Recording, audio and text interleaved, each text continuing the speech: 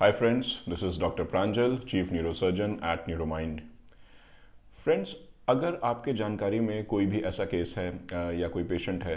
जिनको बहुत लंबे समय से किसी डिस्क या फिर स्पॉन्डिलाइटिस की शिकायत है और वो सिर्फ इस डर से कि सर्जरी में क्या होगा, कितने दिनों तक अस्पताल में रहना पड़ेगा, शायद बहुत लंबे समय तक हमें बिस्तर पे भी रहना पड़े ऑपरेशन के बाद, अगर इन सब डरों की वजह से अगर कोई पेशेंट है जो अपनी सर्जरी के लिए नहीं फॉरवर्ड आ रहा है, तो फ्रेंड्स ऐसे लोगों के लिए एक बहुत अच्छा सोल्यूशन आया है। मिनिमली इन्वेजिव स्पाइनल सर्जरीज में अब कुछ टेक्निक्स आ गई हैं जिसमें 1 इंच से भी कम छेद और चीरे से फटाफट आधे पौन घंटे में सर्जरी करने के ऑप्शंस अवेलेबल हैं। और इसका सबसे बड़ा फायदा यही है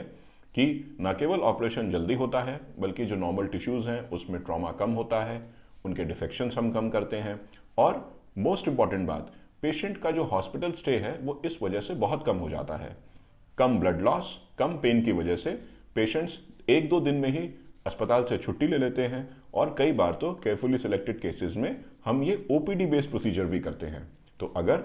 आप किसी को जानते हैं जो सिर्फ इस डर से एक ऑपरेशन के रास्ते पे नहीं चल रहे हैं क्योंकि वो इस बात से डर रहे हैं कि उसमें बहुत बड़ा एक चीरा लग जाएगा, उनके जो उनका वो काम है उससे उनको बहुत सारे दिनों की छुट्टी लेनी पड़ेगी, तो ऐसे लोगों के लिए हमारे पास मिनिमली इन्वेजिव स्पाइनल सर्जरी में कुछ बहुत अच्छे ऑप्शंस आए हैं और मैं चाहूँगा कि एंडोस्कोपिक एंड माइक्रोस्कोपिक सर्जरीज के ये ऑप्शंस आप चूज कर सकते हैं। Thank you.